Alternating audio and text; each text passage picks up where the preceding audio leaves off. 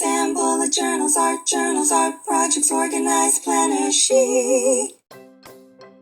Well, hello planner babes, and welcome to Organized Planner Chic. I'm Lucinda, and if you haven't subscribed already, please do so and select the bell for notifications. Well, first I want to thank all my Patreon members who help make it possible to create videos like this.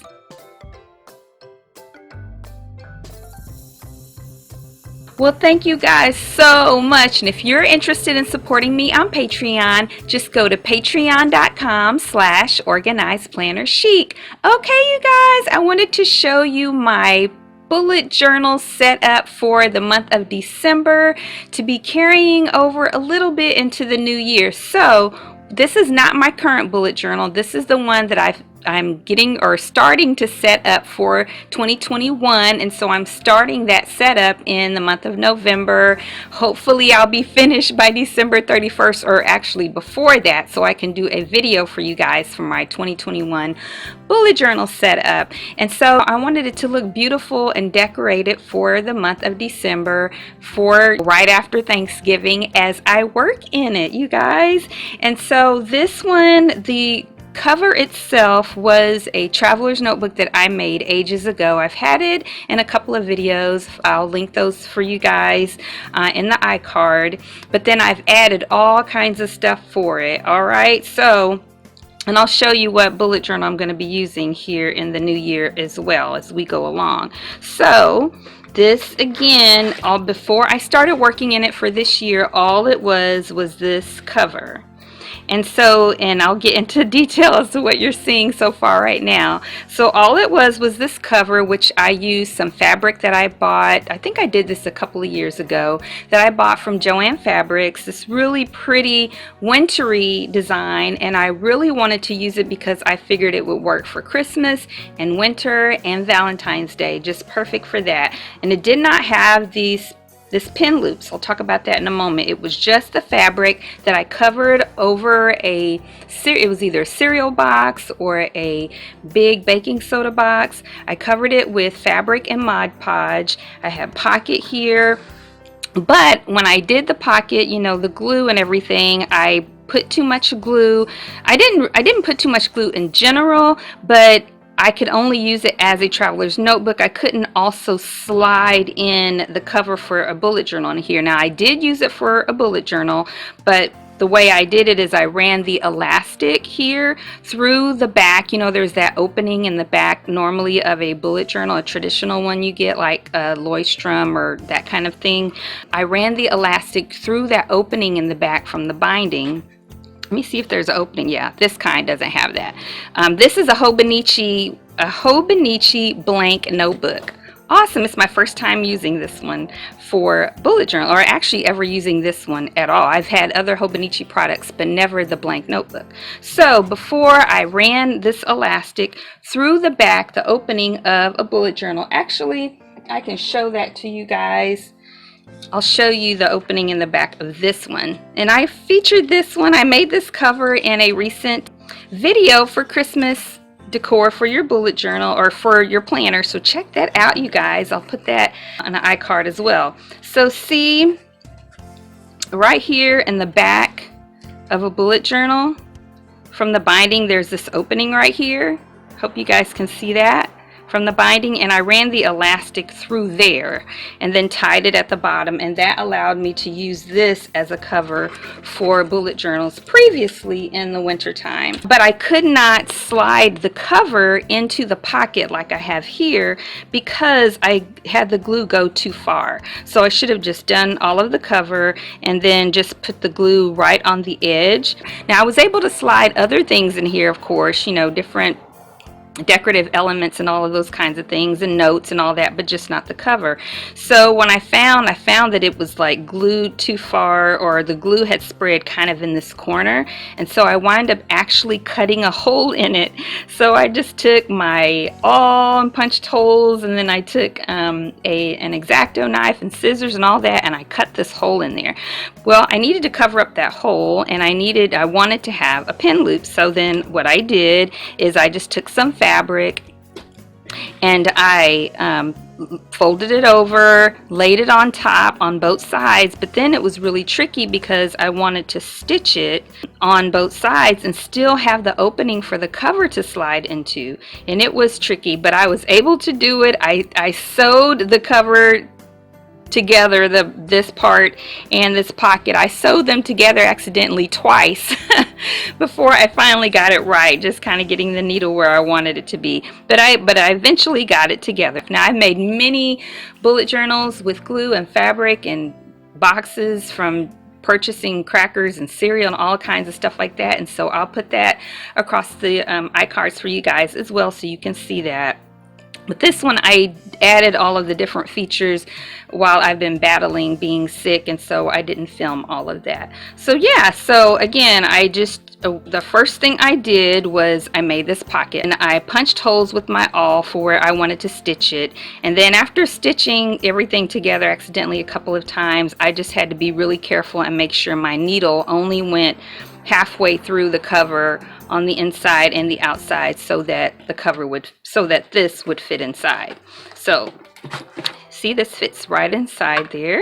Now you could, if you didn't want to stitch, because I have a video that I did ages ago that I'll put across the screen for you guys as well on DIY pin loop ideas. And so you could just glue, and if all I wanted to do was glue, all I had to do was glue it. I could use this, which is what I use to hold it down. I use this crafter's glue from Dollar Tree. You can use that, and just got to wait about probably 24 hours before you put pins on it, and you'll have to put some pressure on it to make it adhere at first until it completely dries. It kind of acts like E6000, where it needs like 24 hours to be completely dry. Or you could use Mod Podge, and that came from Dollar Tree. Or you could use Mod Podge, which they also have at Dollar Tree, and it will secure, you know, in a few hours, but it won't be permanently secure until about 24 as well. But you can start working with it after about 4 hours, and then you don't have to worry about stitching at all. But I've got all kinds of ideas in that video, so I'll share that with you guys in the iCard. So that was the first thing I did, and I figured by using red, again, it would really work for both Christmas and winter and Valentine's Day. Okay, so then I wanted to, so these pins fit through really nicely. I wanted to make sure it could fit a couple of good sized pins. This is a Fudanuske, and this is a Tambomano pin. But of course you might be wondering, well, there's a Christmas tree on there. How's that going to work for Valentine's Day? Well, I actually made a pin out of it. So this was in a set of a bunch of different planner stickers from Dollar Tree. And all I did, if you can see there, let me see if I can take it off for you guys. All I did was I glued a safety pin to the back of it. And now I'm trying to take it apart. And I don't want to take it apart because I think the glue is going to come off. So I'm going to leave it there, and then whenever I get ready to take it off and switch it for some kind of Valentine's Day decor, then it'll be good to go. Oh my goodness, yeah, because I just used hot glue. So I just used hot glue and glued a safety pin to this little wooden figure, which had a sticker on the back. It was from Dollar Tree as well, and I featured that in a haul and in another video. And so whenever the season is over, I'll just take that off, and then I will make a pin with something and a safety pin and put that on there for Valentine's Day. Okay, what else do we have? Put that back in there, and I'll go over that in a moment. Okay, then I have also here on the outside, and I'll make sure I flip where you can see, actually let me do that now, where you can really see the cover really well. So there's how it all looks on the outside. I love this fabric so much. And then on the inside, I had the, what do you call these? Japanese cherry blossoms fabric. That was also from Joann's. And I'm so happy that this slides in exactly like I want it to now. And then here on the outside, let me close that for you. So here on the outside, this was from these little ornaments. Flip them around. Is that how I had it? Yeah, I think so. on these little ornaments, and now I've flipped it around so many times I've probably twisted it. Okay, so I already had some stuff on a charm right here and a loop with a cross and a little charm that says handmade, and cross and stuff that I had on there already, things I bought at Michael's ages ago.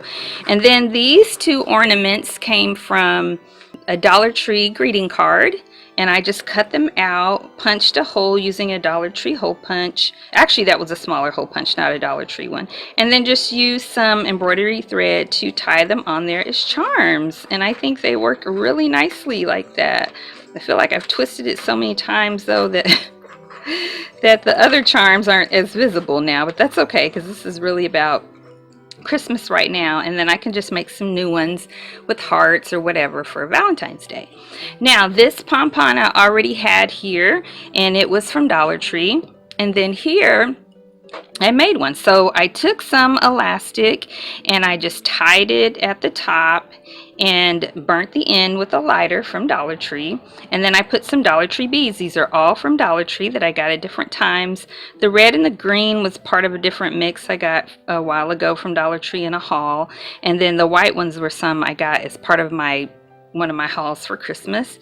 And then this is Dollar Tree yarn I also had in a haul, and I just made a little pom-pom and tied it to the bottom. So there's where the last bead is, and then I cut that and burned it, and I tied the pom-pom between the last two beads, and that's how that turned out, like that. Yeah. And then I made one dashboard that didn't quite turn out the way that I wanted it to, but I made it anyway. And I'm gonna make some more things to go with this, you guys. I'm gonna make some more things to slide in here. I'm gonna make some bookmarks, and I'll share that all with you guys in another video. So this was a greeting card that I shared in a video, and I cut that out of the greeting card. I cut these two pieces out of another greeting card, this and these two out of another greeting card. But when I laminated it at first, my laminating machine has been giving me a lot of problems, and so it had some gaps, and then I ran it through again several times, and they still were there. Then I put it into another laminating pocket and forgot to cut the excess off first, and so then I had all this excess space. But then I just took some Dollar Tree washi tape and just put it at the bottom. I think that turned out well.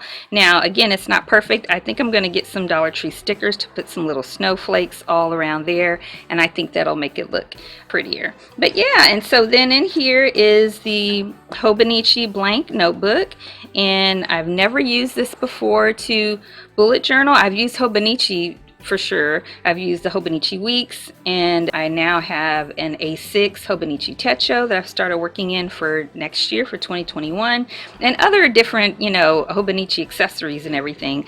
But I got the two books for 2021 to do bullet journaling in. I have a gosh, I cannot think of the word now, Stalogy, that I've worked in Stalogies for a while, and the paper is pretty much the same, and so that experience is the same, but I've never had a blank Hobonichi. So, and I got some things to have tab dividers that I might use for that as well. And this was just a bookmark that I made in a previous bullet journal to mark when I drew lines, but it probably won't fit in this one, but it reminds me to make one in case I want to do that. Yeah, and so then I can still use this as a traveler's notebook if I want to. I can add other inserts if I want to, probably just one small one if I want to do something like that, if I want to have a separate little thin calendar or something. But yeah, and so I think it's so pretty for Christmas, but I am going to add to it. I'm going to do something on this. When I'm done with this, it's going to look like I never had any mistakes on it, or at least close to it. Well, thank you guys so much for joining me today. I hope you enjoyed today's video. If you did, please give it a thumbs up and subscribe if you haven't already. All of my subscribers are such a blessing to me. I really appreciate you guys and all your wonderful comments, all of your lovely input, just sharing your heart with me and being there. Thank you guys so much. You have no idea what a difference you make in my life, and I hope I make a difference in yours. So please subscribe if you haven't, comment and share, and give it a thumbs up if you really enjoyed it. And then I have two Facebook groups. The one for anyone around the world is called Organized Planner Chic Crew, and there we do giveaways and we try to stay in touch just about every day with all different types of posts. And then the local one is called Phoenix Planner Friends for Christ, and we meet in person. Normally we hadn't been since March, I think, because of COVID, and now we're going to this month. We're trying to finalize the day. Hopefully we get to meet before Thanksgiving. Otherwise it might be afterwards out at a park, because it still gets nice and warm normally, at least in the afternoon here in the Phoenix metro. And then if you're interested in supporting me on Patreon, just go to patreon.com/organizedplannerchic. And until next time, happy planning.